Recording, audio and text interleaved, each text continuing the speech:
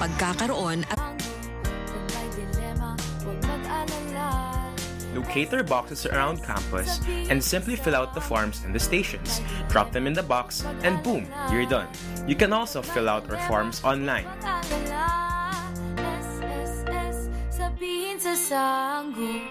This is a service brought to you by your Sanggu.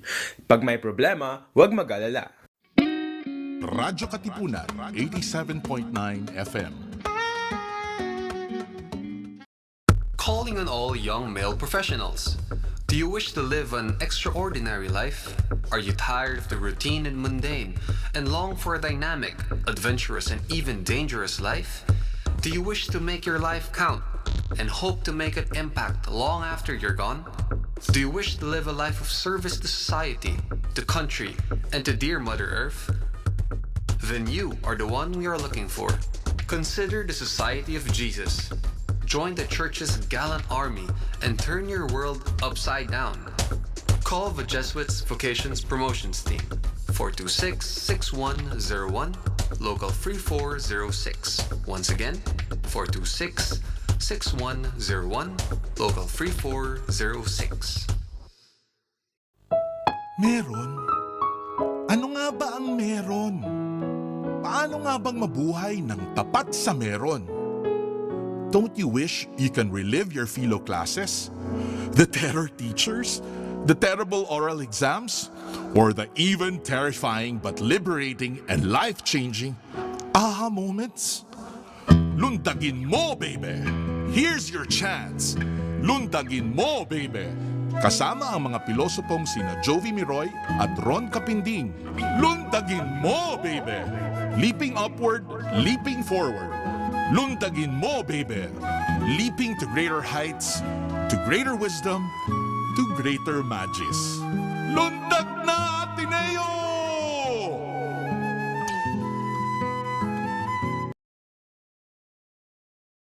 Radyo, radyo, radyo, radyo, radyo, radyo, radyo, katipunan, radyo, katipunan, radyo, katipunan, radyo, radyo, radyo, katipunan, radyo, katipunan. The voice of the Blue Eagle, kami di mapipigil sa pagbabalitang tumpak at tama. Buhay atenista sa loob sa labas ng eskwela, ating ibibida lahat ng eskwela.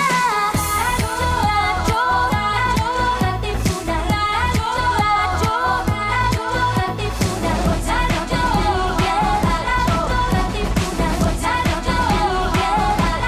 katipunan. Kawal ni Ignacio, katipunero sugo, todo sa kayo, tulong at tulong. Lipad na Blue Eagle, galing giting at tigil, blue and white, one big fight. Radyo, radyo, radyo, katipunan, radyo, radyo, radyo,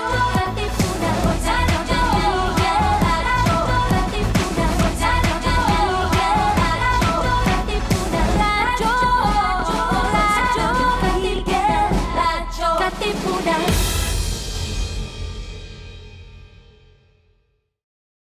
This is your stop for all things pop. Catch our all-around pop culture geek, Cholo Sediaren, as he throws in some dose of what's poppin' and what's hot in the pop culture scene here on Popcorn. Munch in with us every Thursdays from 4 to 6, only here on radyo-katipunan, 87.9 FM.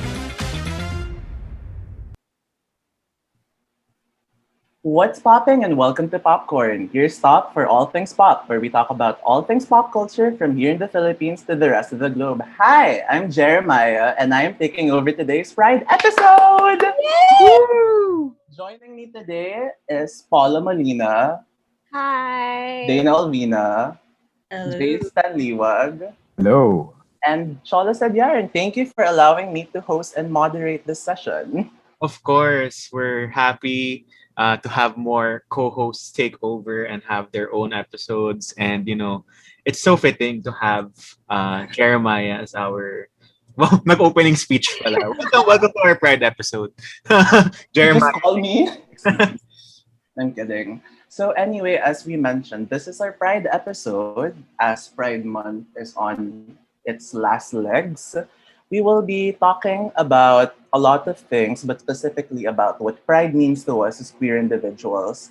And we're gonna do a very light critique of Pride Month and how the media and society is currently observing it. So to start things off, We're first gonna be talking Pride. about who the tops and the bottoms of the and who are safe and who goes. Literally. Shut To start things off, you guys, what are your thoughts on Pride Month so far? Paula, you go first. Um, so on my end, admittedly, I don't have as much queer friends as I would like to have. So the celebration of Pride Month has been pretty chill. It's really just been my office mates and I kind of just greeting each other happy Pride, but that's about it. But it's nice seeing everything on social media, I guess. And it's just sad that like I can't physically like partake in any Pride events right now or anything. Yeah, very boring actually. Very boring Pride month for me. Dana, I remember that you used to go to Pride marches. Yes, I used to back when, everything was a bit safer. So I just make sure to go. But now, I don't know. Same with Paula. I'm just chill. This is like the most gathering I've had with like queer people. Yeah. Aw. Like other than our group chat. So I love you guys. But yeah, other than that, ano pa ba? I usually just watch more queer stuff during the month. Whenever I have, Same. yeah. What have you watched? Have you everyone else, have you guys watched your queer media or read queer literature this month? If ever? Can you share? Like for me, I finished season 3 of Post recently. Mhm. Really, really, really good ending. No spoilers. Oh, really? That's good. I haven't been able to watch it just yet. That's the final na, no? Yeah, it's the final season. And I love how they gave the characters a very fantasy ending. Like everyone got their happy ending, and that's so rare for queer media specifically. I'm glad that they gave it the classic Ryan Murphy. Everyone gets their dream. You got your dream ending. So that was really nice. What have you guys been watching? I've been watching Feel Good. It's kind of it gets dark because it's not generally about being queer. It kind of revolves around like mental health as well and like relationships. But I don't know. I feel like it touches on being queer and trauma really well. So yeah, I cried at the end. Pero ang ganda. It's nice. Yeah. How about everyone else? Yeah, Chola, Jace, how has Pride Month been to you? Has it been kind? Has it been a bitch? I feel like Jace has something to say. Jace has a lot Oh, to say, sure. no, We please having Jace here. So please welcome to the stage. Nina Bonina. I'm kidding. No. No, I think Pride Month has been very stressful for me. We relaunched this initiative called Queer Scientists PH this month, so that's why. That's partly why, but also because ang daming nangyayari on gay Twitter. I usually don't participate in it, but when you see the gays liking the things, right? Ang daming nangyayari. And it's been quite emotionally draining for the past few weeks, but which is kind of sad because I expected to like have to consume more Pride Month stuff, but I haven't actually. I noticed actually na pag Pride Month I usually consume less queer media because I already kind of consume a lot of it throughout the year, and so nakakapagod for me yung discussion. So I haven't been watching anything recently. I think the most recent thing that I watched that was kind of that is queer related is Mitchell and the Machines. I don't know if you watched it. Yes! It's so fun. It's so fun. good. The animation is so good. Right, you're right. As in, it's like for anyone who's listening to this, like I suggest you watch it. It's super super fun. It's really family friendly, but at the same time, it's like really really experimental. I think like with how it treats its characters and everything. Super super cool. Yeah. I It's been think tiring, but yeah. I think JC, you bring up a very good point that I feel like personally I agree with you in that it feels like this Pride Month queer content is being thrown onto us from everywhere. Like as someone who works in advertising, I've seen how brands are trying to co-opt the Pride Month movement without actually wanting to commit to being an ally. So it's a lot of rainbow capitalism. I mean, I saw I saw a Pride Month ad in my IG stories about I won't mention the brand, a snack cookie. And sobrang babaw ng caption. It was like, we believe that you should love who you love. Wow. What a statement. So powerful. So powerful. Then Is it there's another the Stonewall in throwing a protest against like two alcohol brands who donated to them because they feel like it's very Performative? performative lang to donate Wow. such a thing. You can search it up. Ooh. I think they're like actually throwing out the alcohol or like pouring it out. It's kind of, I don't know. I get the protest, but it's also kind of wasteful to do that. I'm not. Oh yeah. Yeah. They could have Donate it to used the that gays. alcohol Donate it to the Give it to the gays. gays. or donate it to hospitals, like just for washing their. I don't know. But yeah. Buti nga, I mean, like, I understand they may have their reasons for throwing up. Because admittedly, it does sound performative. But buti nga in the US, yung performative capitalism na may donations. In the Philippines, it's really just co-opting rainbow It's a motifs. post. It's a video. Yun lang. Yeah, it's a video. And like, we love loving who you love. I mean, I think I was very fortunate to have worked on a brand when I was in my previous agency, who actually made like a project that was committed to discussions about queer culture and the LGBT community. And since we started that campaign back in 2016, I think, or 2017, it's still continuing until now.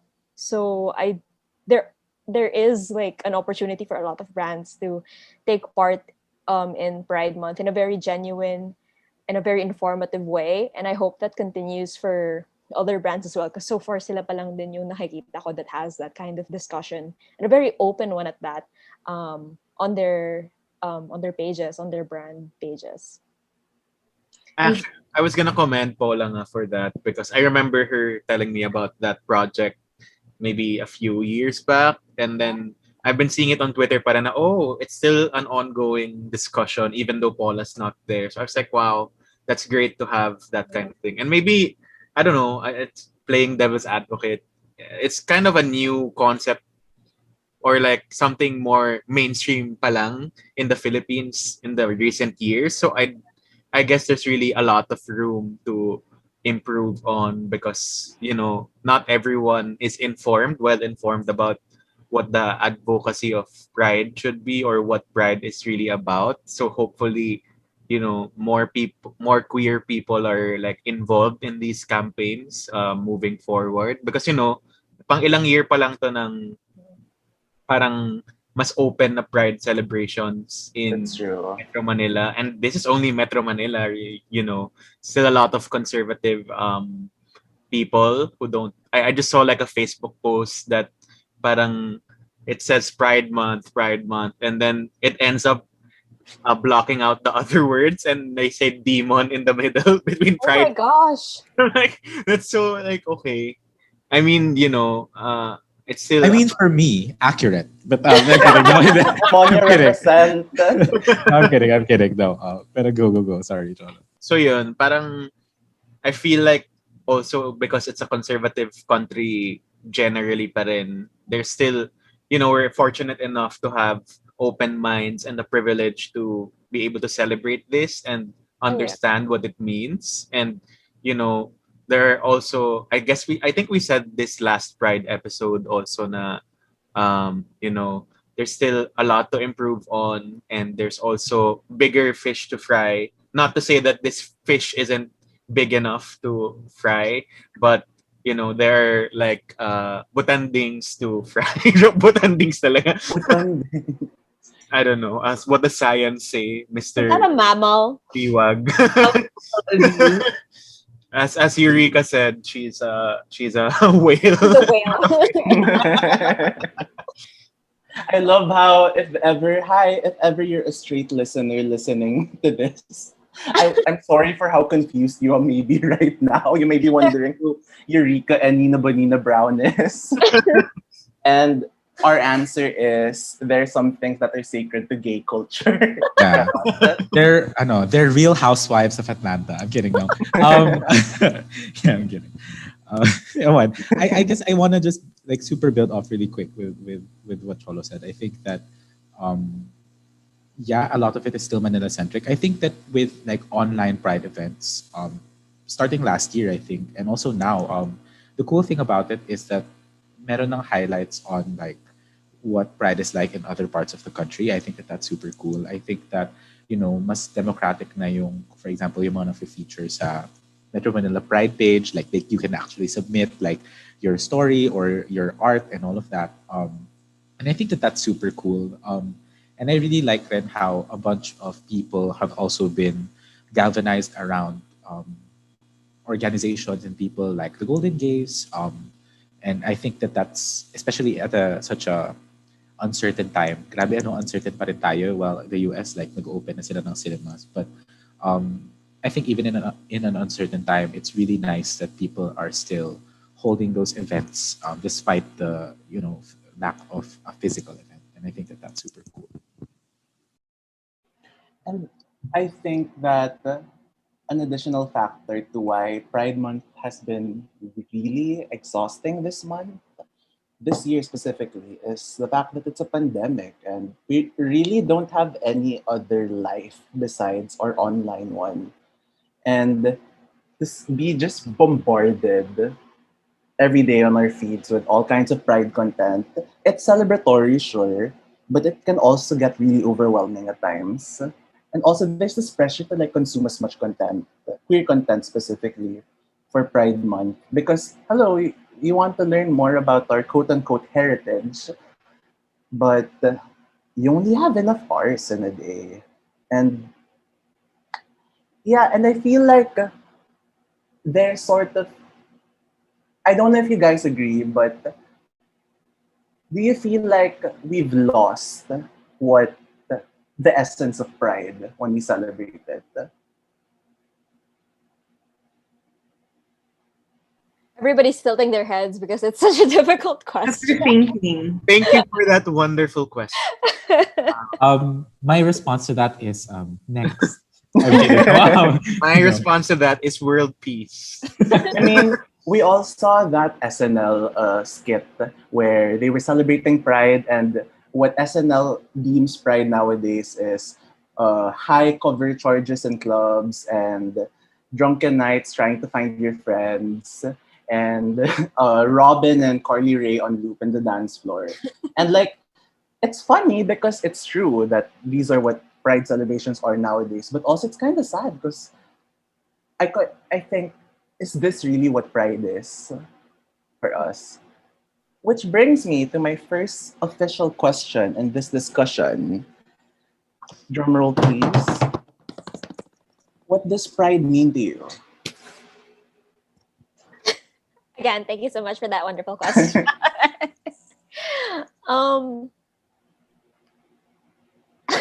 It's a really difficult one, even if like we've been given time to prep and everything. But for me personally, as someone who has only recently been out to my family and not even like very grand coming out of that, it was literally me and my dad at McDonald's and me crying because like, I'm not straight, I hope that's not offensive to you, and my dad crying also and being like, you're my daughter and I love you.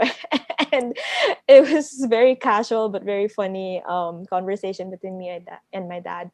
But I think for me, Pride is really just being happy enough to be open about who I am, because I've always been open about it to my friends, but being open about it to my parents, to my brother, who, even if like Pride celebration isn't big in our family, they greeted me happy Pride, and that was more than enough for me to be able to know that they respect um, my sexuality, and they respect who I am. So for me, Pride is all about just being honest with myself, and that may seem like a very like common, basic quote unquote answer, but I think at the heart of it, that's all that we really want, naman, to be authentically who we are, and not be judged by just our sexuality. You know, we are more than that, and we are that as well. It's a very confusing, conflicting thing, but just being able to acknowledge and accept that, I think, is what Pride is really for me. So someone else go next.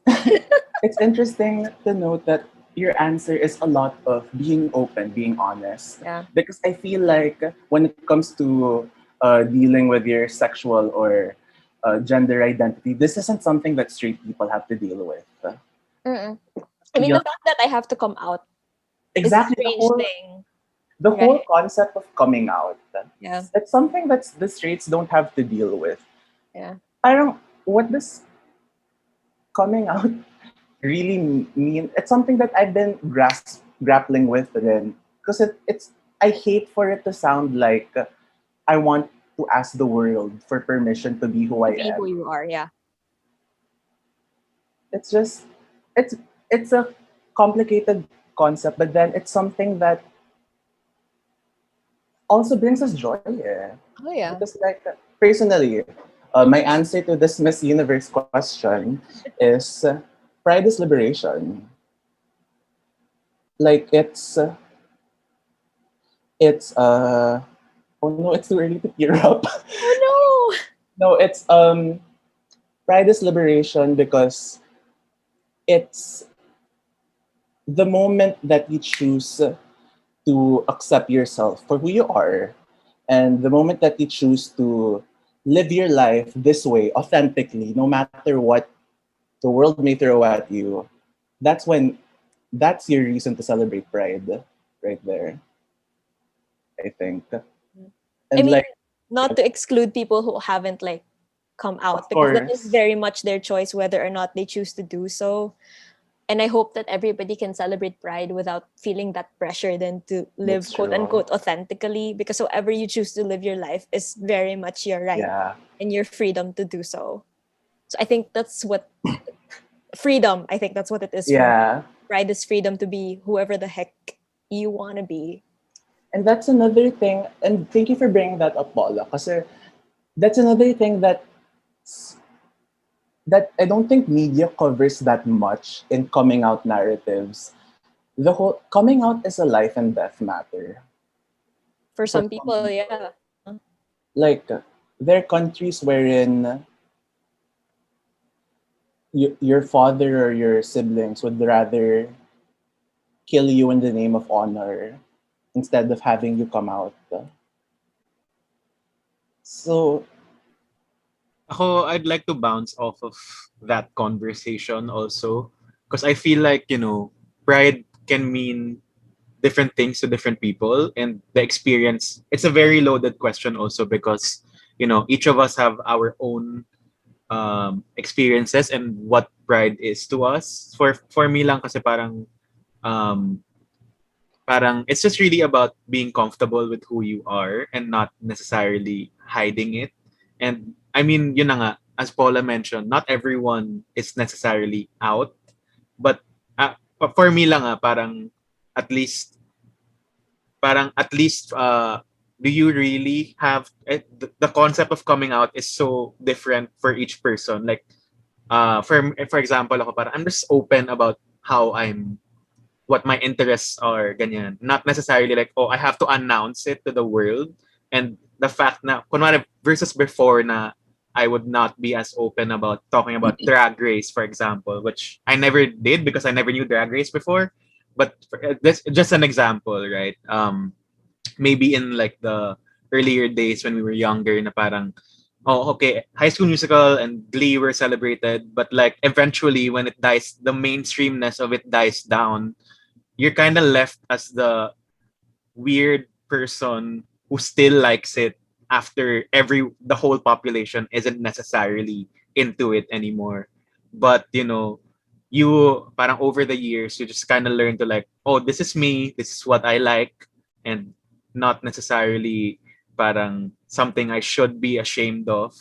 And it's really parang that for me, just being comfortable and sharing that experience with the people that you love and the people around you, and whether you announce your label or what you identify as, parang it's just something that you embody, and people can see that in you, and we respect it, whether ayun nga, as Paula said, whether you choose to announce it to the world or at least share it with the people you love. And then yun, parang it's just really so different for everyone. And yun, that's my piece. Thank you. Overtime na sa I ano. actually I saw a really good tweet that sums up rin what coming out is, and I think what straight people don't understand is that when you're part of the LGBTQ community, you come out several times in your life. Oh yeah. It's not, yeah. Oh no, I was just about to talk about how I'm perceived as a straight passing bisexual, which is a very strange concept. Be straight passing, as if it was like a race or something, right? But it's very strange. I remember having to come out several times, like within my stint in my first agency, and every single time there was always that, what? But you don't look bi. I'm like, what does a bi person even supposed to look like? Like, I dream genuinely of a day where we don't have to come out to anybody. Like, it's just to be who you are, and everybody being super cool with it. About it, yun nga, being a big deal, because they made it like such a huge deal whenever they would find out, and I never really understood why it would be a surprising thing. Diba? Because it's just that. Parang I wouldn't, if someone told me they were straight, I wouldn't be like, what? You're straight? Like, that's a very strange thing to do, right? So I don't understand why that has to be the case for people who I are part of the mean, LGBT joke community. It's so funny because literally with every new friend group that you come out to, it's that whole, and I know they mean well, it's that whole, oh, we love and accept you. And I'm like, thanks. So you Dapat didn't lang? Yeah, they always have to announce like, oh, I'm an ally, I do this, and I'm like, that's really cool. I mean, you don't have to tell me anything, but like, that's good to know, I guess. But going back to, I guess my original point was, Cholo, I think that the first coming, if we come out several times in our lifetime, I feel like the first time you come out is to yourself. So my follow-up question is, do you remember the first time you came out to yourself? Because I do, like very clearly. Go ahead. I was in the bathroom. It was 2014. And yeah. So Oh, no. While in college? Yeah. While in college. Okay. No, because context, I grew up in an extremely Christian right-wing religious family where, God made men and women, Adam and Steve, Adam and Eve. The gay slip. Oh no, yeah. The gay slip. I grew up when same-sex marriage was legalized in the US. Everyone in church was bemoaning the fall and, oh, the end times are near, all that shit.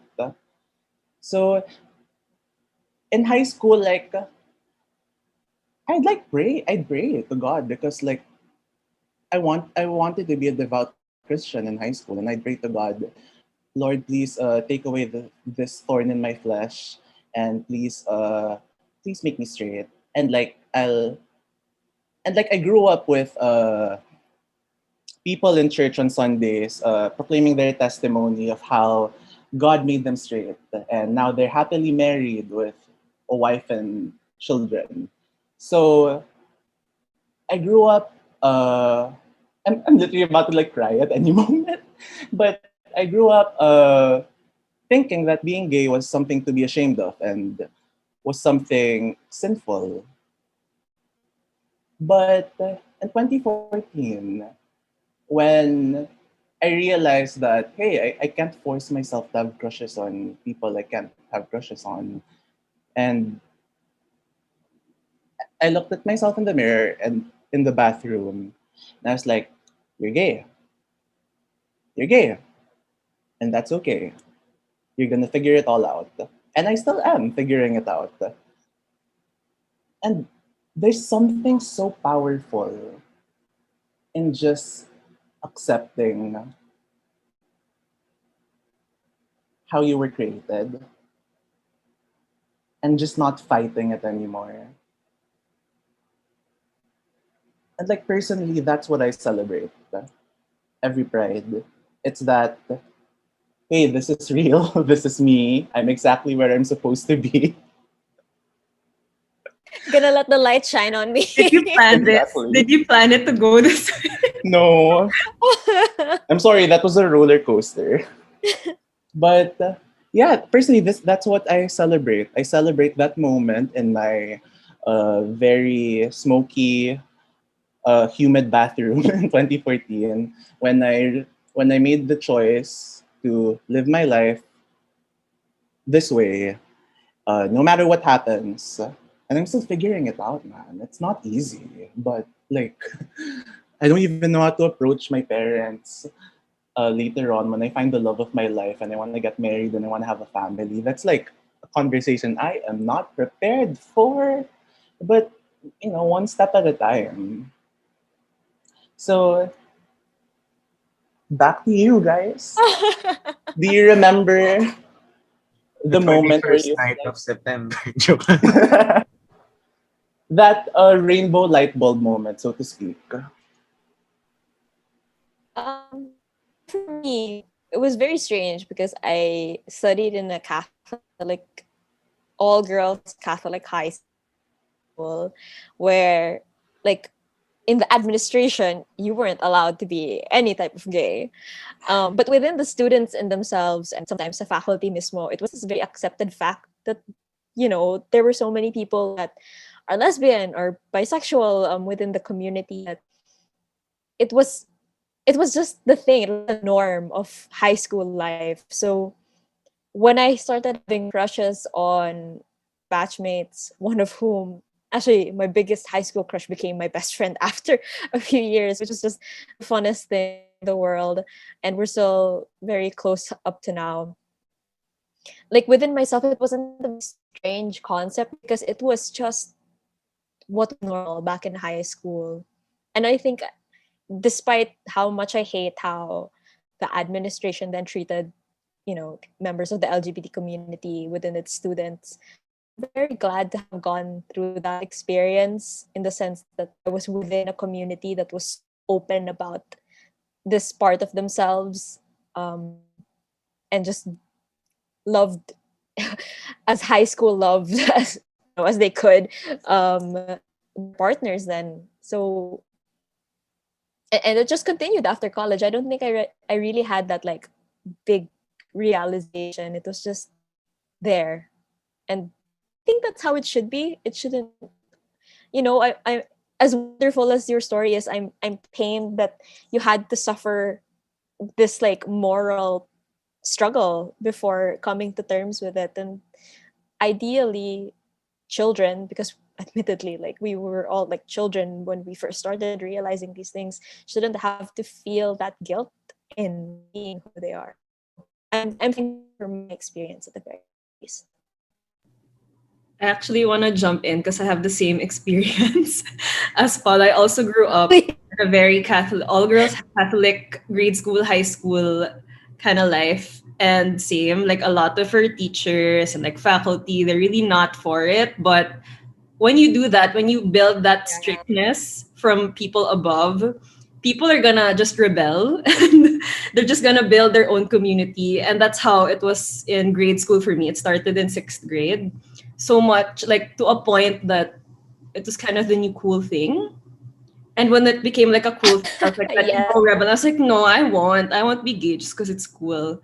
And lo and behold, I became gay because I don't know.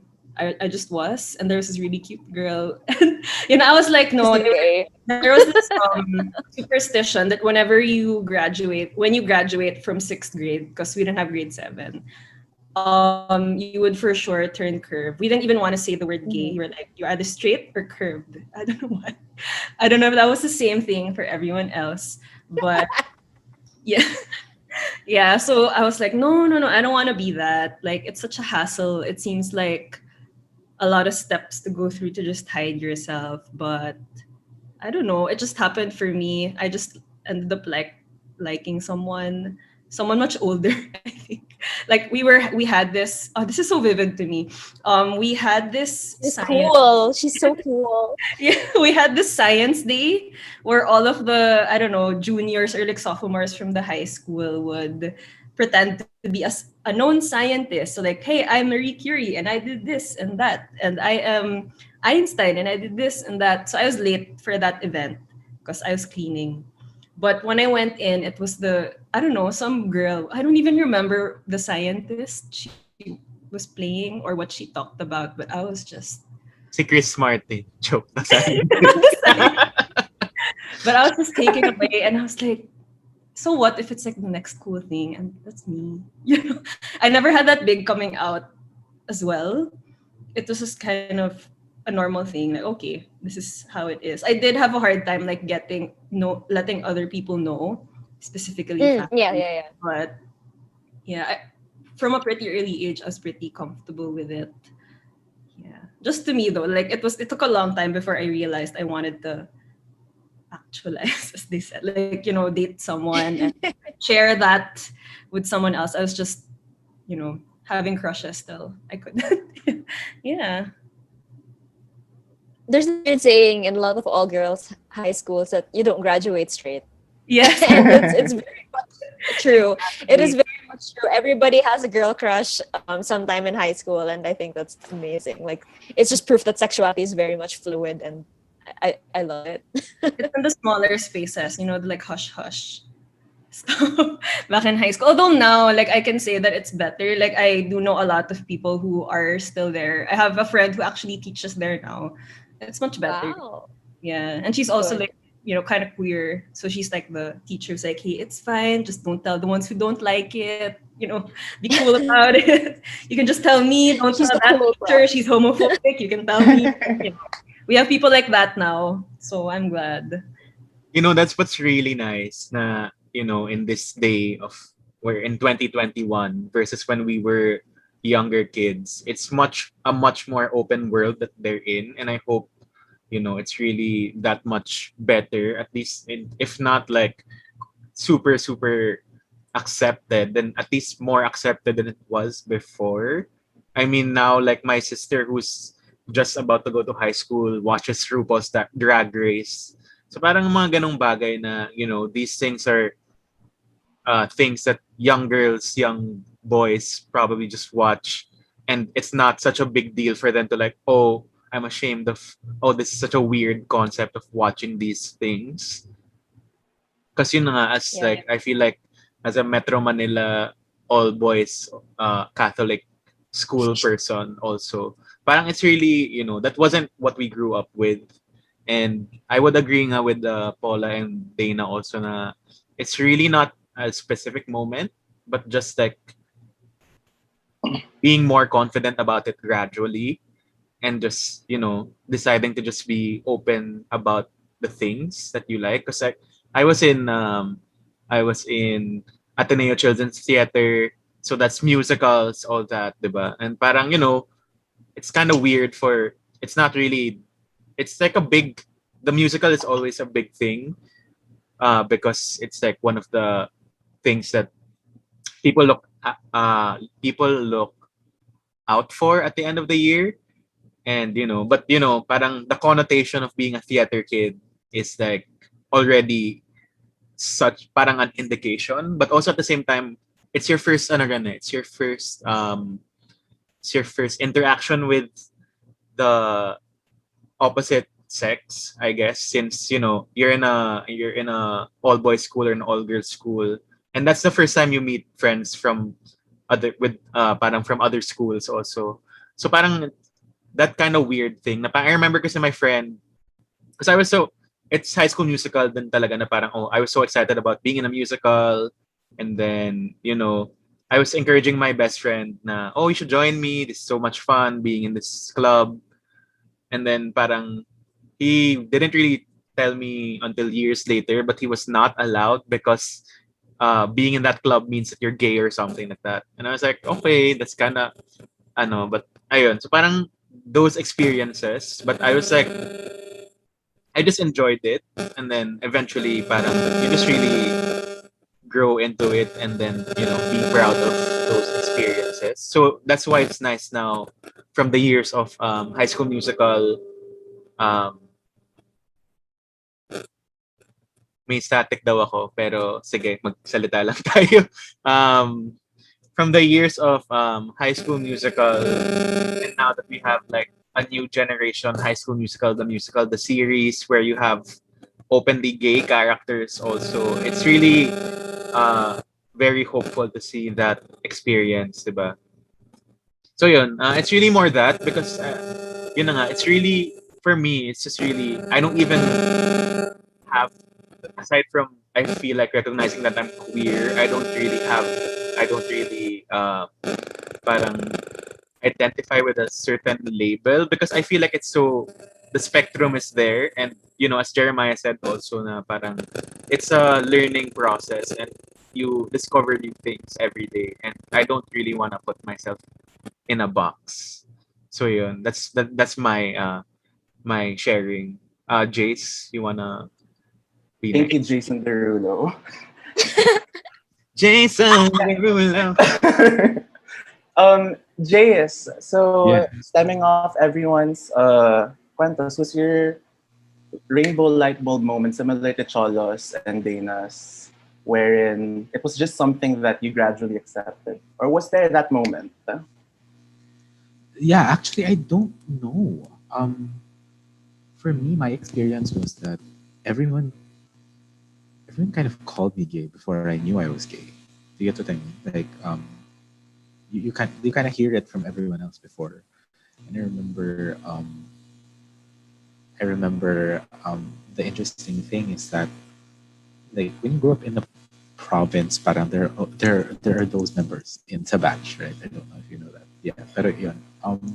And then I guess when I went to college, like, people had a lot of questions, and because I was a performer, I was in musical theater, and like, all of those things. And I guess that, some people have the rainbow light bulb moments, and I think that for me, what was really interesting is that I don't know if I had that.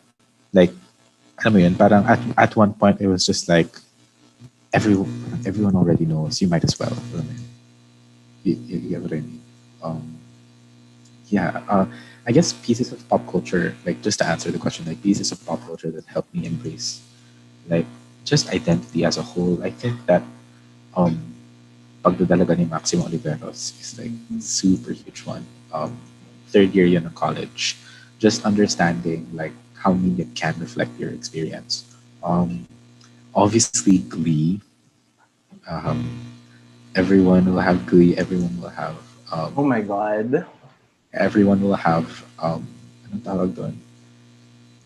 High School Musical as well. All of those things. I don't know if there's like. I don't know if there's a specific thing that I owe something. I owe like coming out to or whatever. It's more of actually just finding out people who gravitate towards those pieces of media, diba? Napapansin niyo ba yun? Like, we kind of gravitate towards similar media, and in the process of like talking about it, you also talk about those things about your identity. And I think that that's the role kind of like pop culture as a whole. It's just to create those connections with people. Pero hindi ko alam. Ako personally talaga kasi, yun nga, people called me bakla or gay and everything. Since I was pre-elementary, I think it's because sinampal ko yung isang person Um, Yeah. yeah, sinampal ko yung isang person for like getting a pencil or something. Yeah, ayun. And Ban. I love how consistent your character development is. From so, preschool to now. nananampal ng tao. Like, before physically, now with words. Ganun. Um, We no, no, no. evolve. Yeah, pero, yeah, that was just very interesting. And I think that, yan, ito yung, I think, something that I learned more recently. I think that media and also just the times, like developing, they kind of give you more words to describe your experience. It's really that. It's really more words to describe either the ambiguity of your experience, the uncertainty, and all of that. And I guess, although on one hand, parang I don't always like labels. I really don't. Well, I mean, certain things need labels. Pero like, I don't super like labels. But at the same time, labels help you categorize things so that people can um, participate in the world easily. But I feel like people forget that those labels are only approximations of who you are as a person, right? Like, a gleek, kadire, a gleek is like That's a very small part of you. What did you call Oh my me? God. That's Cholo's actually- sexuality. I'm gonna use that That's from now on. I'm Yeah, sorry, can you please change? but the G word is a slur. He, him. We do not use that word. Actually, the G in LGBT is gleek. Kidding, no. I'm kidding. Winner Um, yan, winner. Yun na yung pronouns. /in/gleek. No, but yeah, I don't know. Like, it's just these labels are approximations of who you are. They help people participate in the world and they kind of help you find your communities easier. But at the same time, within those labels, sobrang laki ng differences and ng experiences. And that to me is exciting. Like the fact na hindi ko mapapako yung pag-discover ng identity ko, and I'm still discovering identity, to just one TV show or one film or one work of art or even one pop culture moment, like seeing Britney Spears dance "I'm a Slave for You" sa MTV Music Video Awards. Yeah, ayan, wala lang. I like that. That's exciting to me. Yeah. It's so interesting how, stemming off Jace's cuento, it's so interesting how what can be coded as very straight performances, like performers who identify as straight performing at a music video award show can be part and parcel of gay culture, because I think all of us know that Britney Spears snake moment. Oh yeah. It's like, especially if you're of a certain late millennial age, Britney Spears, gay icon. Free She was Britney. the gay icon of our, yes, hashtag Free Britney. She was Actually, the gay icon. that's an early indication. I was in nursery and like two of my friends and I performed like "Oops, I Did It Again" or something like that. I love that. Oh, I imagine. Oh my God. I do think like Britney was an A baby indicator Gleek. who was like gay. That's Not true. the babe. I never wanted to be a snake so bad. Like with the, Before she was like, I was like, why do I want to be a snake? right? If you were born as a male in the late 90s, Yeah. the litmus test was either, God, Britney's so hot, or shit! Yes, mama! And speaking of Wear your plaid skirt! hashtag Free Britney, please. Free Yeah, Britney. Free Britney. Free Britney. So I wanted to stem off Jace's answer, which is Yeah. our second question. Let me pull her up. What pieces of pop culture have helped you embrace your queer identity? And more importantly, when did you first see yourself reflected in media? Because for me personally, it was Kurt Hummel. Yes. That's my answer to the first question. Oh, Yes, that's Kurt's good. coming out to his dad. Yes. Embrace it. That was the first time, and I'll kind of latag why. I think as people who grew up in the 2000s and even later on in the 2010s, we had such few well-rounded gay characters to look up to. And for me, Kurt was the first one whose character characterization wasn't based off him being gay. This was a feminine gay character who in episodes would reckon about his faith or lack of faith and who worried about his dad's health. He had storylines about him not being gay or being the gay sidekick, which is, I think, the At common least trope that we before all went Blaine came through. into the picture and became the straight passing gay that just like took over the storylines. Oh my God! Can I share when Blaine So many came feelings. into when Blaine came into the picture? That was when I first realized, shit, I can find love. I think. Aww. Oh. I used to be a Klein stan before, Blaine grew up.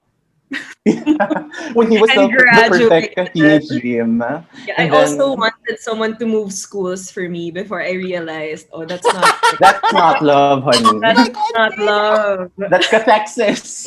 That's fiction. It's not love. It's fiction. Oh my god, but like the episode where they kiss, I remember that so vividly because they censored that, or at least they cut that out right They here in the did. Philippines. I Yes. remember Yeah. that was the first major fight I had with a relative because she like at a family dinner she was complaining like, why is this being shown on media, ganyan ganyan, and we were in high school when that happened, so baby me was just like, why wouldn't you want to see it? You see straight people kissing all the time. So what's wrong with two gay men kissing? It's like, but it's wrong for the church. Not everybody in the Philippines is Catholic or Christian, Karen. I mean, like, it's the first fight in a family about like gay representation, and I'm happy that as many faults as there are in Glee, because there are a lot. Oh, are we And going there? love it. I mean, I love it, but there are so many like problematic things about Glee. I'm glad that it at least opened doors to the kind of conversation, diba? About whether or not these things should be shown here in the Philippines, that kind of stuff. So, I go feel Glee. like actually, looking back, that's the legacy of Glee. The whole it gets better moment. You saw a lesbian coming out later on in the form of Santana, Queen. and like also can I just say I love how they characterize Santana as not your typical butch lesbian. Although there's nothing wrong if you are a very masculine lesbian, but that was what was common. That was the trope at the time. You know, the lesbian who drives motorcycles and wears cargo shorts. But we saw a very stereotypically pretty and feminine Mhm. lesbian with a girlfriend living her best life. And that must have been so groundbreaking for a lot of our LGBT sisters at the time. And I think with Santana R.I.P. also, Naya. yes, R.I.P. Naya Rivera.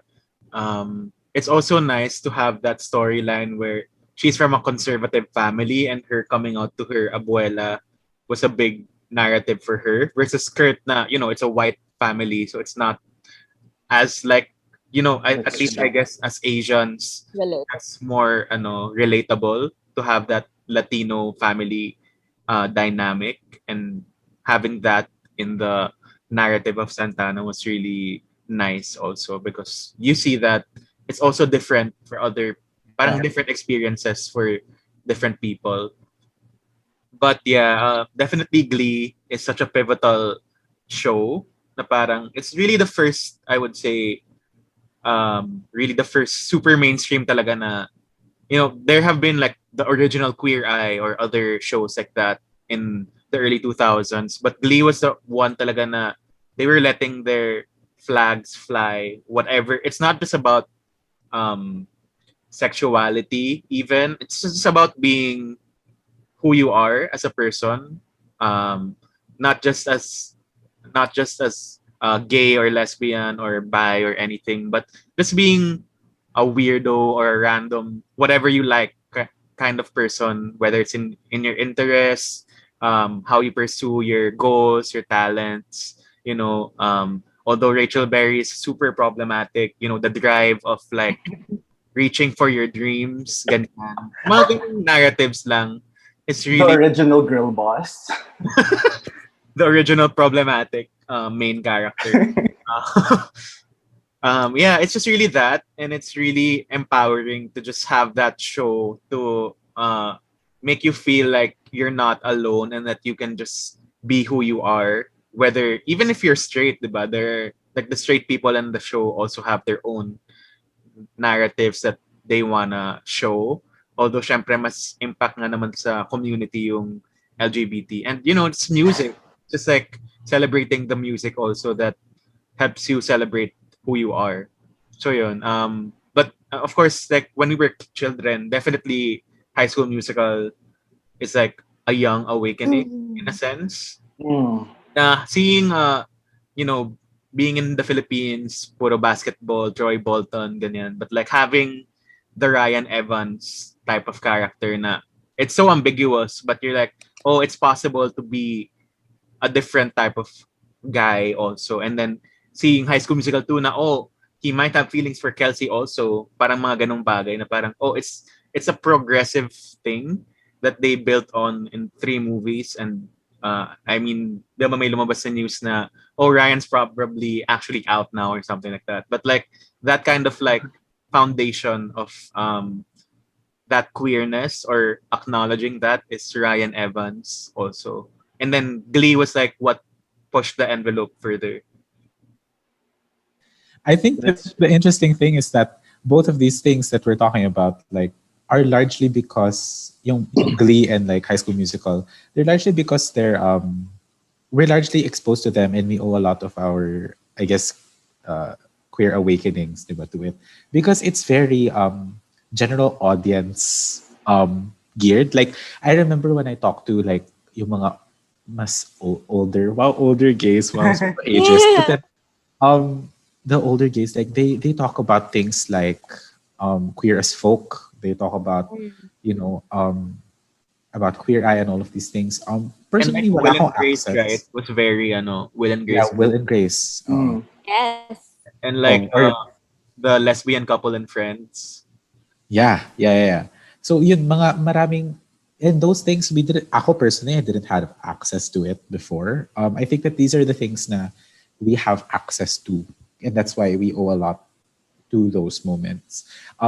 I feel so, can I just say, like, sobrang feeling ko, I feel bad because I know people related a lot to like Kurt and the like, ganun. Pero ako, I related a lot to Rachel. I agree with that. Oh my god, me. We all do. Rachel is our id. Or unfiltered id. 100%. Rachel, Yeah. until season 2, maybe early season 3, pero like beyond that, like no talaga. Yeah. And ako personally, like yung sa High School Musical, I'm a Sharpay. I'm really Sharpay. a 100% Sharpay. 100% Sharpay. She was the victim. She should have been the lead. She just wanted to perform, you guys. Yeah, it's even weird. Like, It was her club. yeah. Excuse me. If you think about it, Her Troy audition. and Gabriella were gentrifying the theater club. It was her safe What a space. thing. What are the straights doing here? It wasn't pala about being jocks or scientists. It was because they were straight. Because how dare you come into my safe space and use it to fall in love with each other? Yeah. Exactly. In front of me. In front of my During a In front of fucking my holiday. salad. Oh my god. salad. How dare you? I love how most of these things are like Disney oriented, because my queer awakening, not the man queer awakening, but like that realization of like I was bisexual was because of Kim Possible, because Shigo, because like half the time I was thinking like she's so hot. It was really, Oh my god, Dana. it was really It's that. really that bad, Yeah, with the black lipstick and this I like cool know. girl attitude. I'm like, I know their it cartoon wasn't. characters. I want to be her. I know their Yeah, cartoon she's characters. just hot. But my god, the sexual tension whenever the two of them would face off in a fight, it was so strong. Whenever Kim and Shigo were in the same room, like, it wasn't because I wanted to be any of them. It was because I wanted to be with them. So there was definitely that. Honestly, she goes Also possible. Smallville. Lesbian icons. Smallville.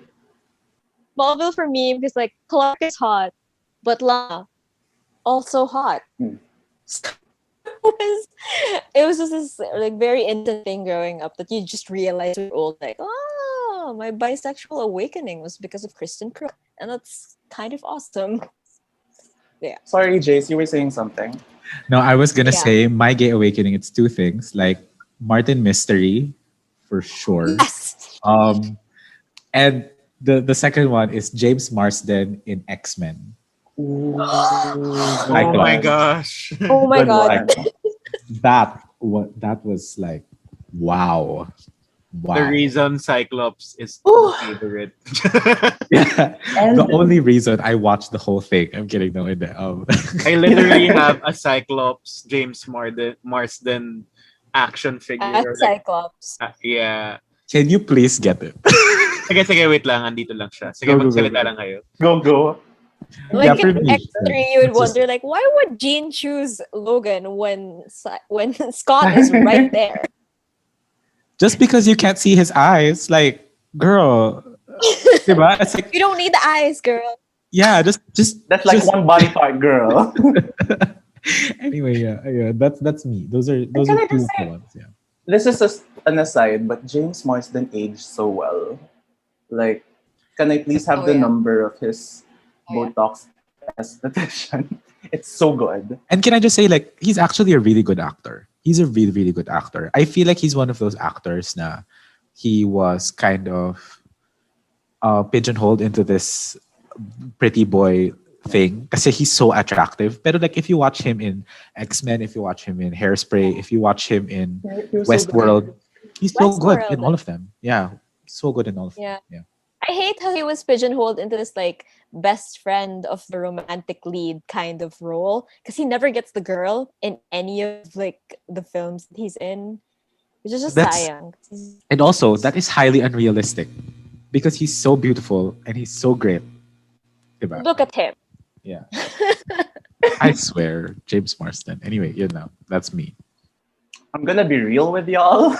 My first sexual awakening when it comes to like, because I feel like when you realize that you're gay, it's either seeing someone in the media who you identify with and seeing someone in the media who you're just like, you have the hots for, hands down. Yeah. And that instance for me was in 2005, the Filipino clothing brand Folded and Hung released a campaign called For Illegally Low Jeans.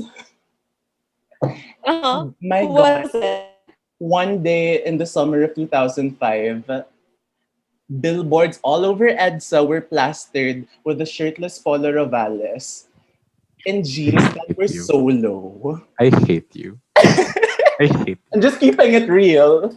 And being someone who just entered puberty at this time, I was like, what, 9, 10?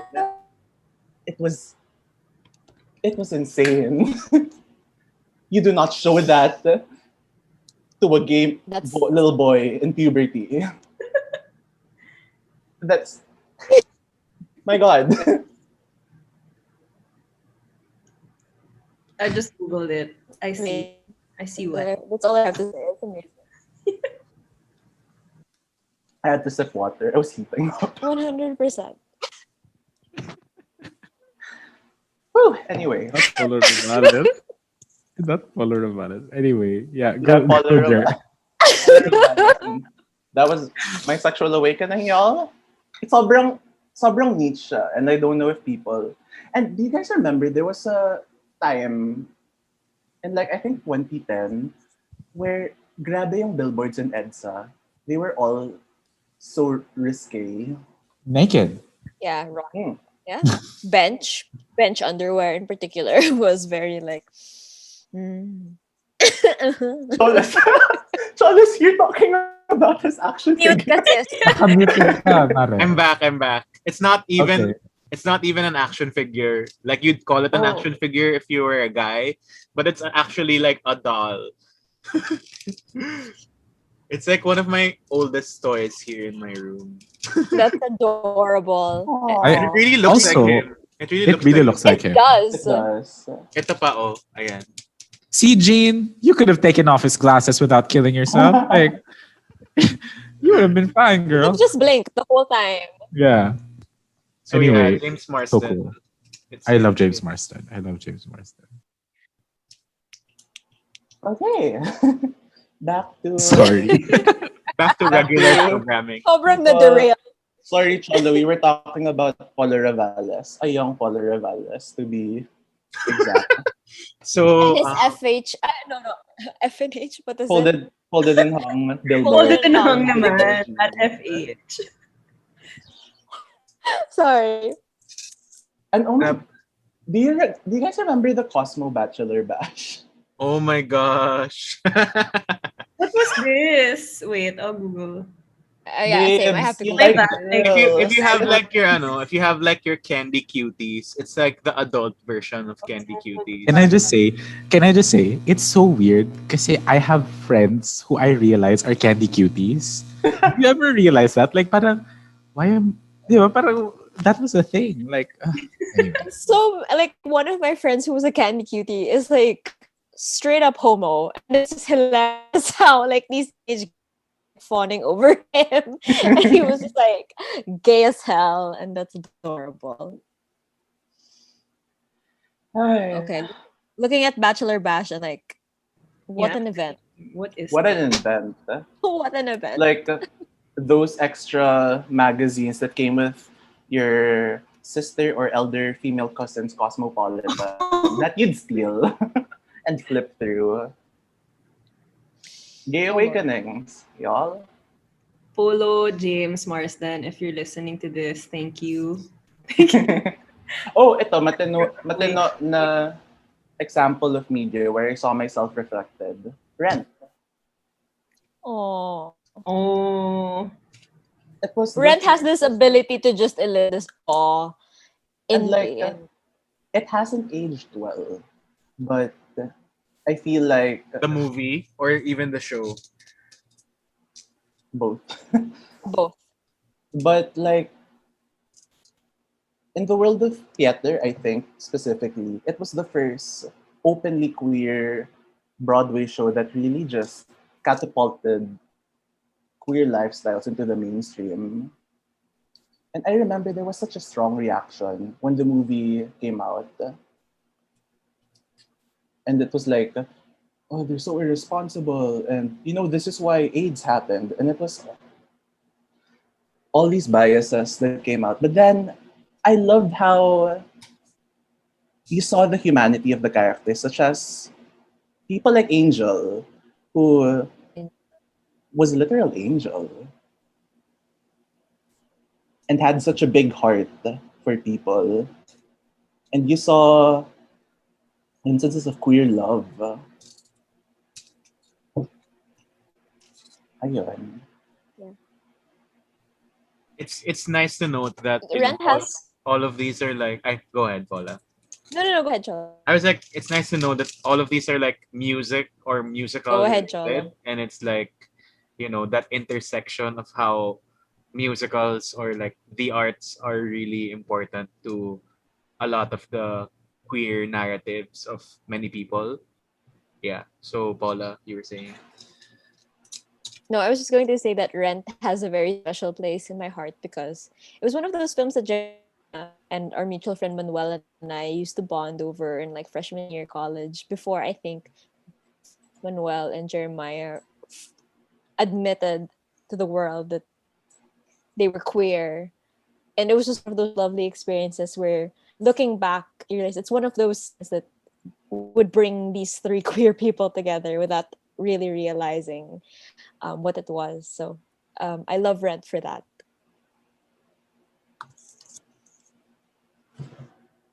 Yeah, I remember this moment in JSEC where we had one Rent live DVD that we'd pass around and all watch. Yeah. And it was the final performance with Adam Cantor. No, it wasn't Adam Cantor. It was... Anyway, I forgot. But it was Renee Goldsberry. She played Mimi. Yes. It was really good adaptation. And I remember this. We that was when me and Manny both came out. Hmm. Oh, Manuel said that if he could play any character in theater, he would want to play Olvina, Angel. which was such a shock me at the time. But I don't know. I appreciate that he was so open to come, to tell that to us without even then really realizing that he was queer, like before coming out of the world as that. I think that which is what made it a very special moment to me. I'm gonna tear up because like I Oh. miss just how pure that interaction was, and I just miss seeing everybody. I guess.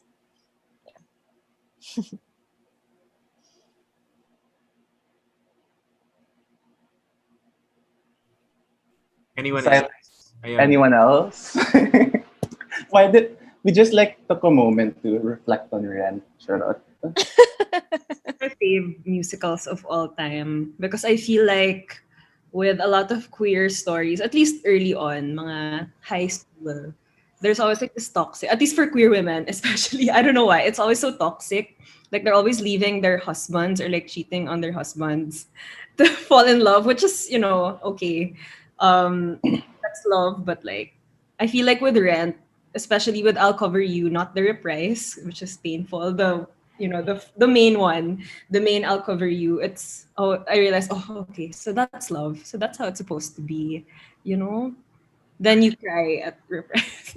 Can you not? When I'm gonna get married, I'm gonna march down the aisle with a guitar instrumental of I'll Cover You. As long as it's not That's so the reprise, sweet. I'll just like Ah. And I feel like with everything that we've mentioned, save for James Martin and Paula Ravales, special shout. yeah, for everything we've mentioned, I think the common thread is all these characters were human. They weren't stereotypes.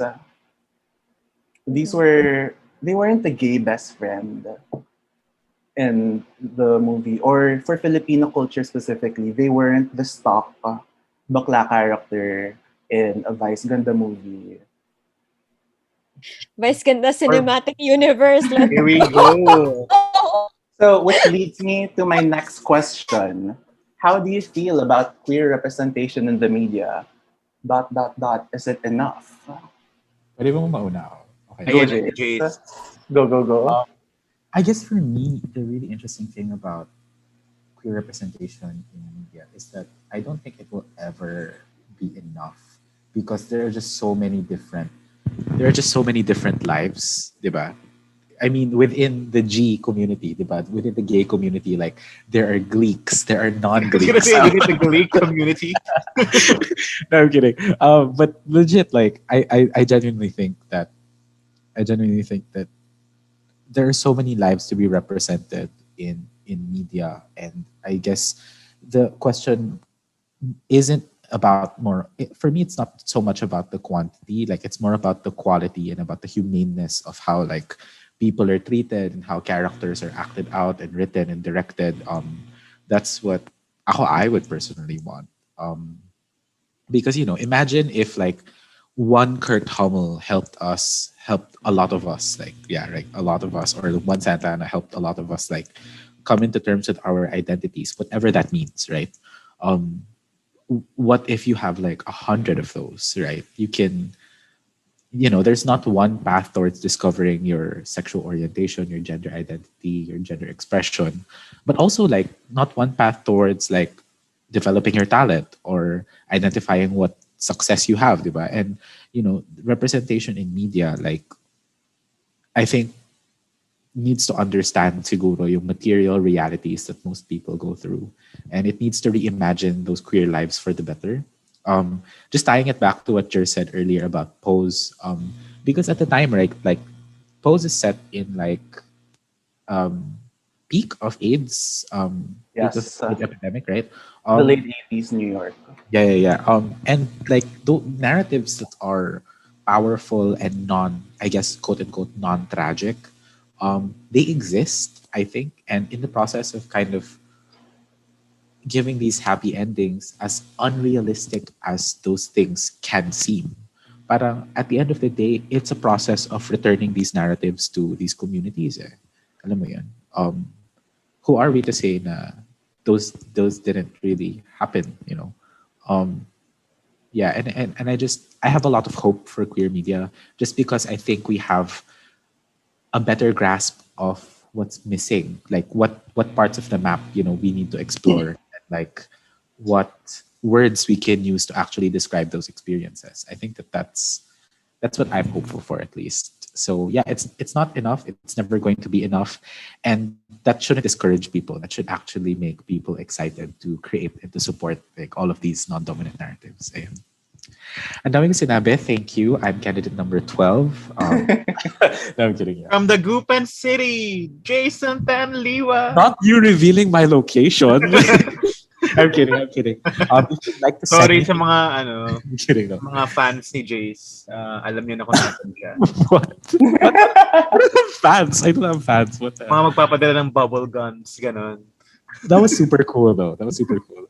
I would just personally like to thank Vivi, yun, who sent me the bubble gun, and Zach, who sent me the other bubble gun. Ayun. Not all. You are allies. You You are can now be allies. you can now be Katy Perry with the bubble guns. Our Scarlet Envy. Like, Scarlet Envy. Yes. yeah. So and that's it for me. Like, that's it for me. But to I guess to bounce off of that, I also not just about LGBT experiences, but also just about media and also parang media literacy of like how you should understand that, you know, not everything is an umbrella representation, but also very unique experiences also. But I think before that, Jace has to go. Thank you so much for being here. Any Thank last you, words? Jace. Us with your presence. Thank you so much. I love you all. Thank you so much. Anytime, you, Cholo. Jace. Anytime, talaga. Yeah. Bye, everyone. We'll see you on Spaces. Well, on Spaces. Yeah, and when we do our RuPaul's Drag Race recap. Yeah. For Every All-Stars. week. Yes. Yes. Anyway, bye, See you everyone. on Twitter. Bye. Ayun. Anyway, I was just saying na yun na nga, parang it's also recognizing that na some people think na okay, this umbrella whatever. So it's just really also recognizing na yun na nga, as Jay said, it's really not, you're never gonna get enough, and it's also recognizing na, you know, it's not always gonna be targeted towards you or what the experience is. Parang ganon. Do you get what I mean? Or am I That's like, true. yeah. So parang it's really just like, you know, it's nice to have all of these things. But at the same time, I'm really happy to see the progression of it na, you know, na before talaga piling-pili lang yung mga you'd have queer moments or queer shows, but now there's really parang sinasabi nyo kanina na, you know, it's nothing new to us anymore na Pride Month ka lang manood ng ganito because it's so widespread in a sense na it's kind of there, and it's nice to see that progress na even in the mga Pixar shorts meron ng ganong narratives, or even in like Filipino BLs, having that in itself as a phenomenon, thanks to the Thai phenomenon, which arguably are still pretty problematic at this point, but just to have them being problematic is like a win in a sense, because we didn't have that in itself to begin with earlier on, diba? And now queer kids have more spaces to understand themselves better, and it's parang baby steps but continuing to grow, and you know, more artists are coming out with more queer content, and just being open about being queer. Even Miley Cyrus, who we all knew as like Hannah Montana or that sweet parang innocent girl, now is very open with her sexuality or her identity, and that alone speaks about our generation at the very least, and how things have changed from Demi Lovato. yes. And just I mean to ano din, I guess Lady Gaga, of course, one of the in this generation for millennials, and like early Gen Z years na, of course, the older gays would have their Chers, their Madonnas, Yeah. Britneys. But Mhm. for our generation, like it's Lady Gaga and Katy Perry, I guess, na led that um pop culture extravaganza that Mhm. Born This Way, happy 10-year anniversary. That's also like a really great album na, and the song in itself na parang Mhm. A whether queer you're gay, anthem. straight, or bi, pinalitan na rin nila yung lyrics ngayon, di ba? It's progressed that far that you have to change the lyrics to Born This Way to be even more open and progressive with the new version of Born This Way. So yun, happy 10th year, and yeah. I can't believe I forgot to mention Born This Way by Lady Gaga. That was a formative song. Oh yeah. And them performing it on Glee, like Mm. times With the shirts, with yes, with the the shirts, Lebanese. Lebanese. Lebanese. Ay, I have a gripe to pick with, Mm. and I am thankful that there is this avalanche of queer content that we have never seen Mhm. before, and that people feel. I mean, RuPaul's Drag Race is one of the top reality shows. No, the top one of the top shows in around the world with millions of fans, and it's centered around a very niche part of the Gay queer culture. experience and gay culture. That being said, I feel like right now there is, for lack of a better term, an effort to make queer content respectable and appealing to mainstream audiences as Mm. much as possible. Mm. Like, I personally, whenever people mention films like Call Me By Your Name or even BLs, they're good films, but one of my pet peeves is when people call BLs or Call Me By Your Name, oh, the definitive gay film. Or oh, this is gay goals. What the hell does gay goals even mean? Because like I feel like the media is so keen on centering white the queer experiences of white attractive men, Yeah. or in the context of when the Philippines started adapting BL series, we they started casting, and I understand why.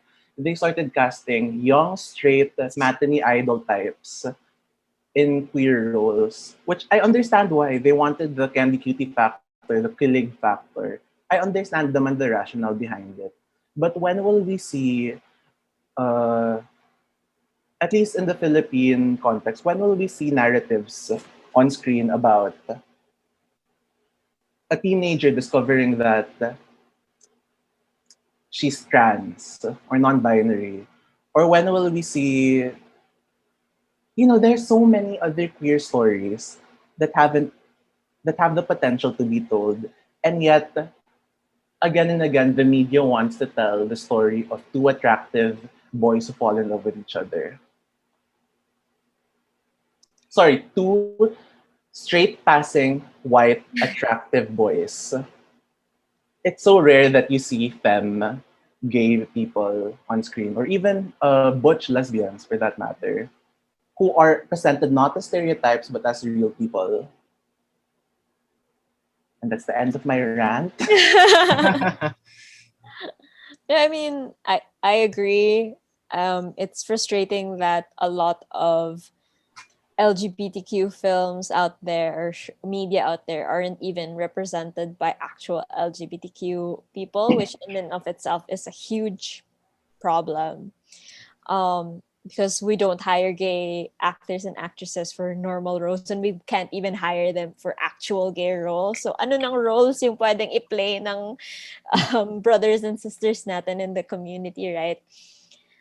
So there's definitely a long way to go with queer representation in media. And as Jay said, nga, it's never going to be enough. There will always be stories that are underrepresented in all medias. But I think there should be more of an effort to keep trying to keep it more authentic and genuine, because I will, like, for the longest time, Blue is the Warmest Color was like the lesbian film, and No. it was very much like a straight male gaze film that wasn't even really about the gay experience as a woman, which is frustrating because even our own content can't be like genuine or can't be even parang it still has to be in the perspective of a man. Yun kasi yun eh. That's always frustrating of a straight man who enjoys the lens of lesbianism in his own way rather than it being what it genuinely is.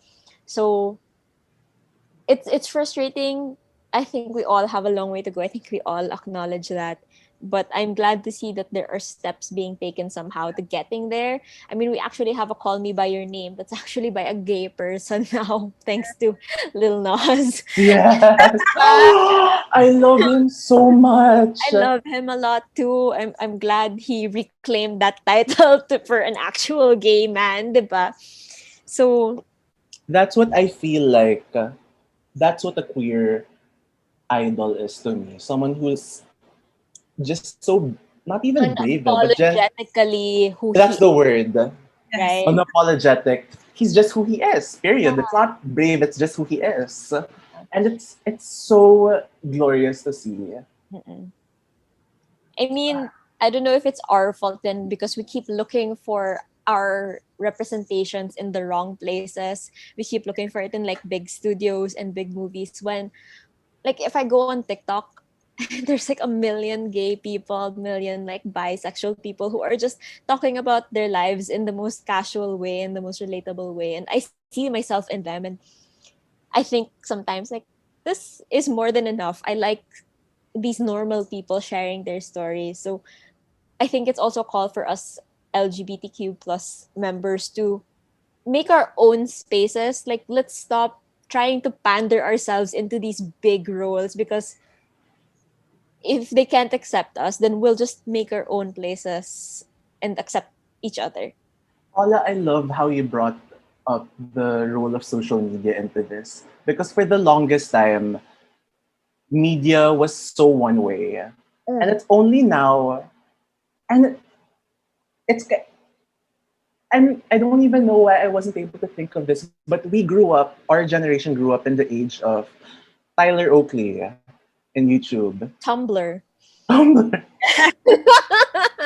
And all of these creators who are, they were queer. No matter how problematic they got later on, we grew up with a James Charles, a Jeffree Star. Troye Sivan. Troye Sivan. Troye Sivan. And now Dan and Phil. I love how they open now. Yeah. That's a huge like step for me in like the LGBTQ community, the YouTuber LGBTQ community.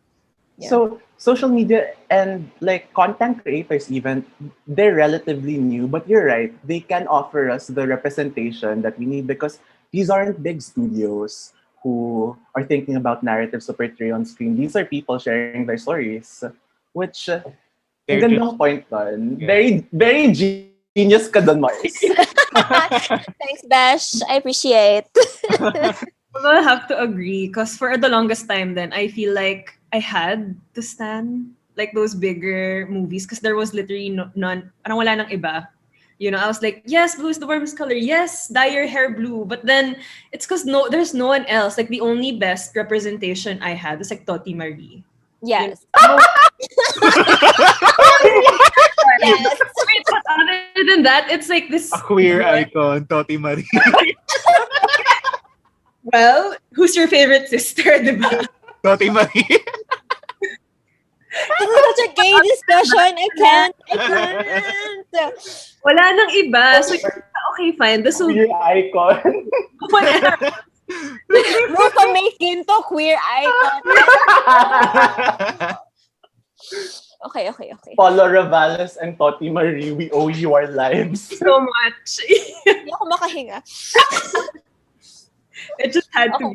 Okay. Go ahead, babe. But at Yung least title now, ng episode na to. now there's that or more, you know, we get to also be critical. And that's also thanks to social media. Like, yes, we get very, I don't know, combative on it sometimes, or like we fight, but it brings a lot of discourse on, hey, that doesn't seem right just because, you know, it's a queer film. You don't have to, you know, automatically be for it because there are a lot of other stories there that, highlight other things.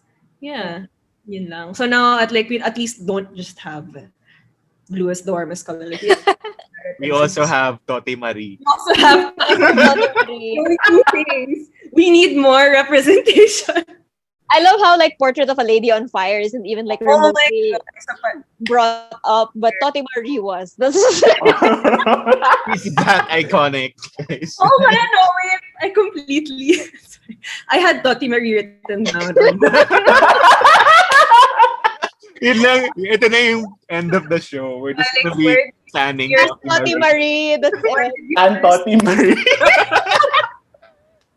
Parang, Can someone please make a Toti Marie fan cam? I need it now. I could write a paper. Yeah. We have to interview Tote Marie on this show.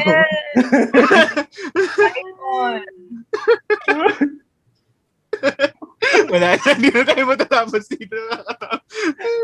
I feel like Four Sisters is an iconic movie for the famous like drag scene and the Sorry ba? but like Toti Marie, guys. I'm just gonna say it. Four Sisters and a Wedding is a queer classic. Oh yeah. Sobrang The family, ay nako. It's one of those all the films. melodrama. Oo, you don't understand. It's not queer at all, but it is queer. Like Legally Blonde. Yeah. Not at all queer, Yes. but it is queer. Like, ang dami pa mga like, how did Naomi Campbell become a queer icon? Diba? Or Share. Share. Judy Garland. Diba? And how Judy was a term for like gay people. Your best, yeah. Diba? Your best gay friend back then. It's amazing. I love it. I love how we appropriate things that Your weren't best really Judy. meant for us. But that's how difficult it is due to the lack of representation. You just take what you get. So, when there's Pinoy Drag Race, somebody should play Tote Marie in Snatch Oh Game. my God! Tote Marie should guest. Guest judge. Excuse everybody. Ito na naman tayo with Philippine Drag Race. Philippine Drag Race. This is a whole podcast episode on itself. Yes. Okay. I have thoughts. Ooh, did you see the Manila Luzon announcement? I know. Wala pa namang sinasabi na drag race siya, I think but- it's really just based on the interview that I read, it's more on Manila making music, which is Yeah, kind of weird. Like, that's kind of a weird never mind. No, she's been creating her own music naman for. Yeah, but like, I guess in terms of at least local Yeah. representation in terms of music, it's not necessarily the biggest, but I guess it's a start.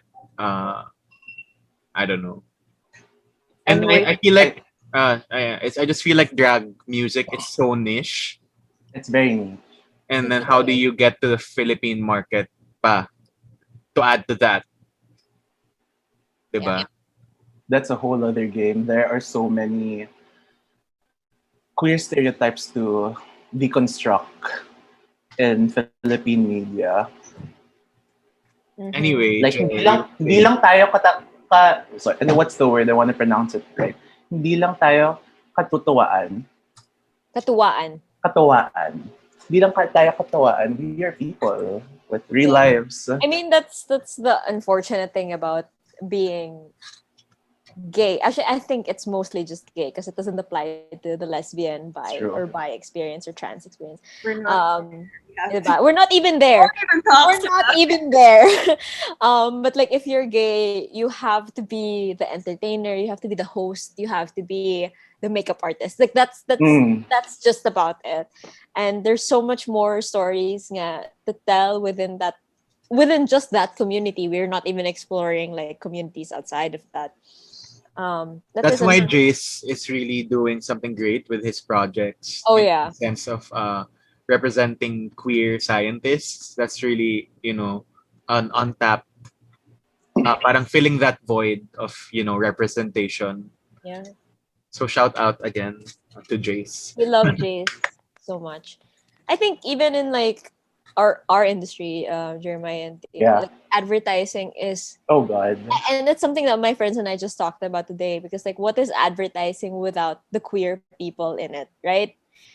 How do you Half, even sell boring ideas without diba? a queer art director camping it up? Or even like queer accounts people trying to, diba, to make Uh, bets with their clients. Yes. backs of queer people. Diba? It's really unfortunate. Like there's a saying in advertising na if hindi mo siya mabenta, ibakla mo siya. Baklain mo yan para manalo ka.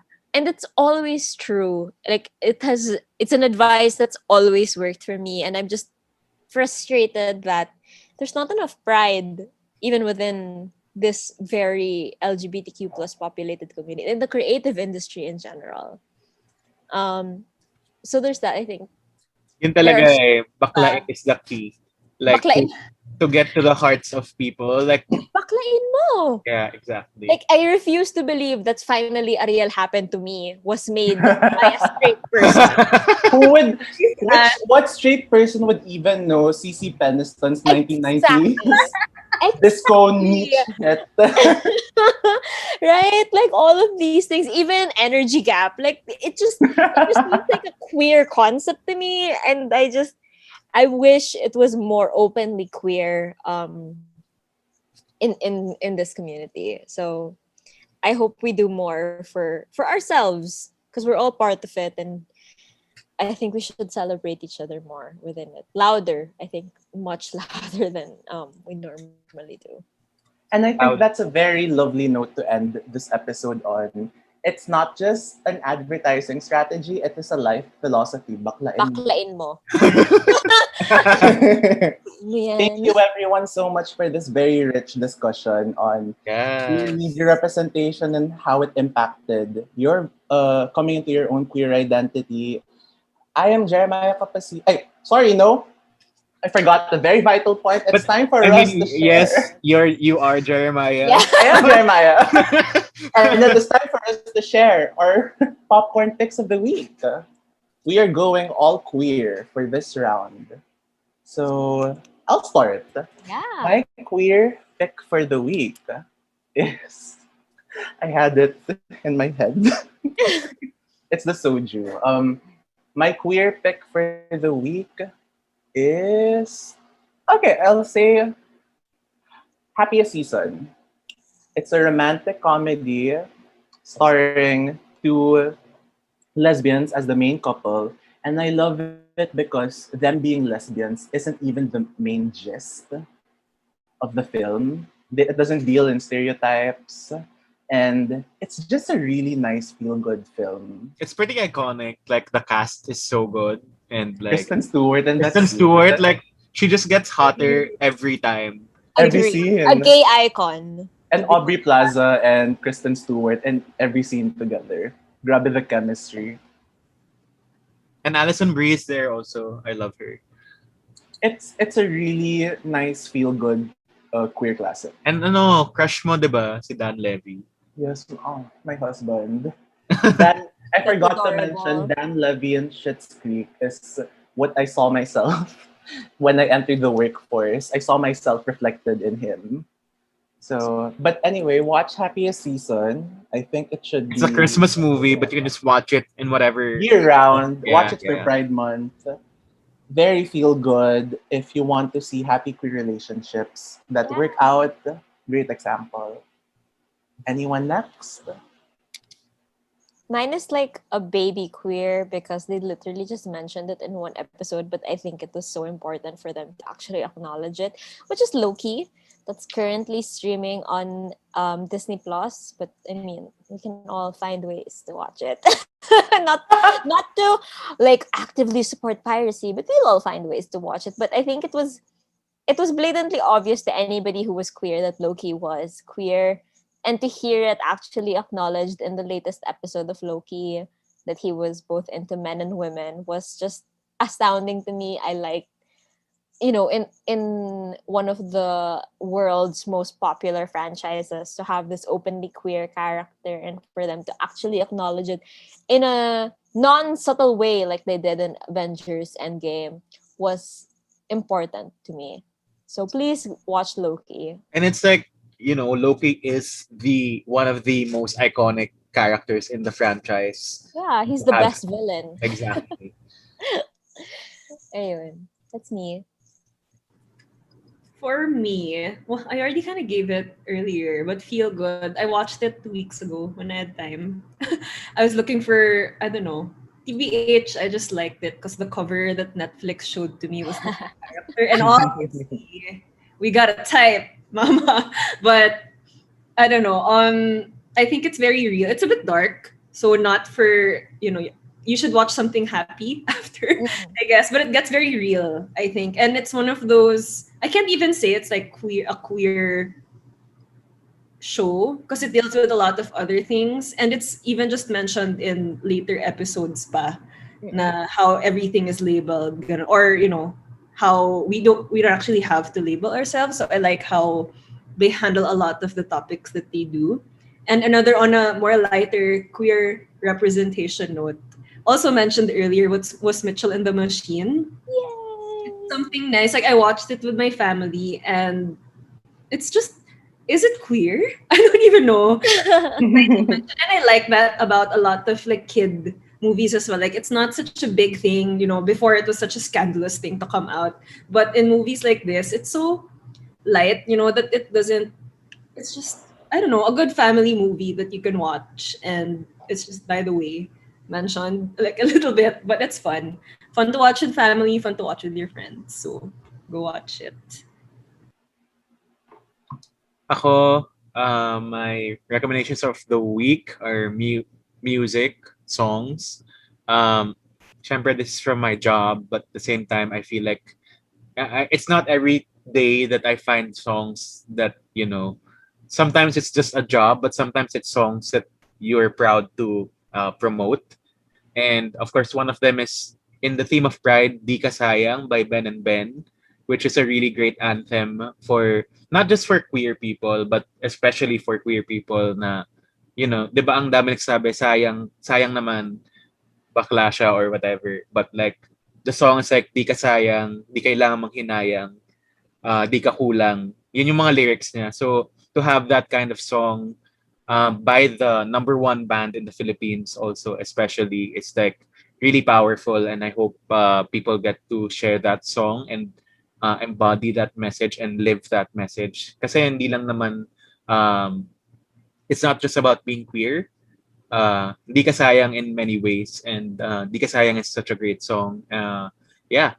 And next is a very queer inclined song which I've been obsessed with for the last few days. It's called Ate Sandali by Maris Racal. I am now a Maris Racal stan. If the music video itself pa lang, sobrang sobrang campy na siya, and like the fashion and the song itself na yung lyrics niya, it's about being marupok essentially, and like stopping yourself from being marupok. Yung ano yun? Basta Ate Sandali, ano ba yung lyrics nun? Huwag kang magpadala sa lande. Yun yung mga lyrics niya. Saka, kung ayaw kanyang pusuan, wag mo nang subukan. Ganon. I feel called out. Where was this song in February of 2020? Right? Exactly. So go check out Miss Maris Racal, Ate Sandali. What a bop. It deserves so much love and standing, because even Maris herself is such a interesting personality to watch on TikTok, especially. She's so fun. And she's a meme na, di ba? Yung parang nagka-type. Sabay-sabay tayo lahat. Bakla talaga. Nakakaloka kayong lahat. Sige, so yun. That's my recommendation. Ben and Ben, Di Ka Sayang, and Maris Racal, Ate Sandali. I hope we get to talk to Maris one of these days. Yes. It's so iconic now. So, that's the end of our Pride episode, everyone. Yahoo! Thank you for a very lovely personal discussion. This has been fun, and remember to stand Toti Marie, Paula Ravalas, and Maris Racal. Yes. Martin, wait. In the This is- great words of Mama Ru herself. Support local queers. Support your local queens. So listen to this podcast. This is Jeremiah Capacillo signing off.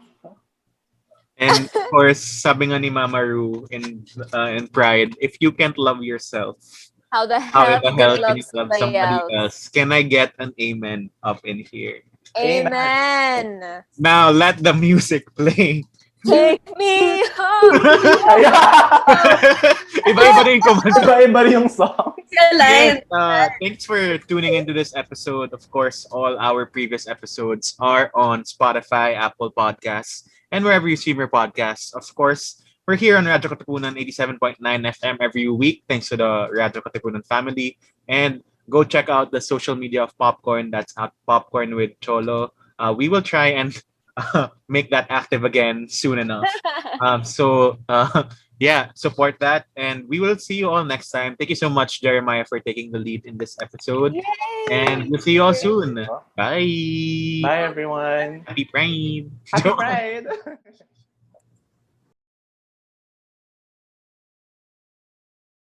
This is your stop for all things pop.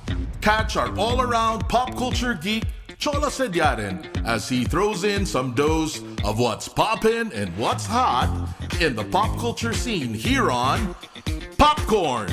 Munch in with us every Thursdays from 4 to 6, only here on radyo-katipunan 87.9 FM.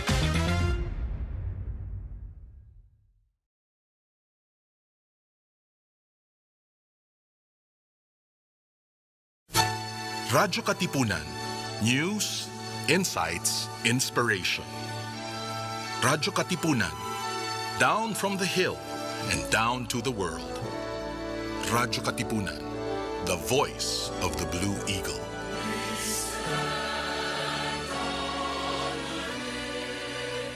Radyo, radyo, radyo, radyo, radyo, radyo, radyo, katipunan.